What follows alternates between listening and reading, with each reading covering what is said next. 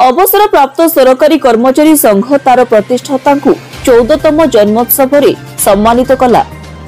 आज मालकानगिरी जिला अवसर प्राप्त सरकारी कर्मचारी संघ तार 14तम वार्षिक उत्सव आज एक्सपोर्ट उच्च प्राथमिक विद्यालय परिसर में पालन करियोछि। एही अवसर में संगठन प्रतिष्ठा सदस्य माननकु और सेमानकर उत्तराधिकारी माननकु पुष्पगुच्छ उत्तरीय एवं उपहार दे सम्मानित करिथिला। संगठन आरंभ टोगोर सोसाइटी मीटिंग हॉल रे आज को 14 वर्ष पूर्वे 29 सेप्टेम्बर 2011 रे 9 जन सदस्यों को नहीं आरंभ होइथिला। आज तार 14 वर्ष अर्थात किशोर अवस्था समस्त सदस्यों सहयोग में पहुंची पारिछि। 31 अगस्ट 2018 ठारू उपजिलापाल श्री लिंगराज पंडा आदेश प्रकार दैनिक बजार सम्मुख रे थिबा रिक्रिएशन क्लब घरे एही अवसर प्राप्त सरकारी कर्मचारी संघ को हस्तांतर करा जायथिला।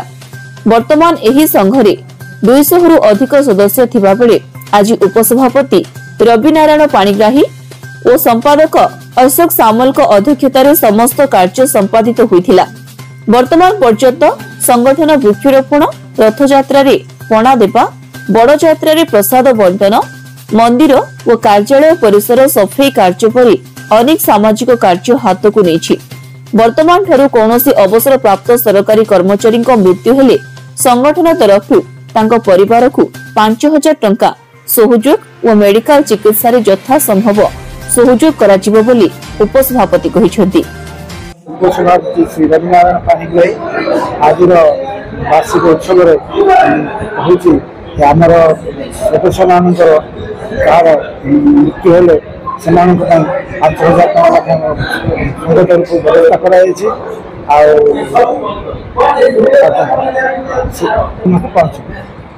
जदि कहार कौन से कहला कि हस्पिटाल जावाई दरकार पड़े आमको इनफर्म कर निश्चय कम अर्थात 2011 मसीहा सेप्टेम्बर मास 29 तारिख दिन मालकानगिरी जिले में अवसर प्राप्त सरकारी कर्मचारी संघ प्रतिष्ठा कराइथिला। से प्रतिष्ठा दिवस को मन पकड़ाई आज ठीक से 29 तारिख सेप्टेम्बर मास 2011 मसीह 14तम प्रतिष्ठा दिवस पालन करागला। आमर ये संघ गृह पालन करागला। से जिते जन पूर्वतन सदस्य थिले बा जो माने प्रतिष्ठा करथिले से मानक उपदेश एवं प्रतिनिधि फार्म ऑफिस एक्सपोर्ट स्कूल ठारे एक बैठक अनुष्ठित होता।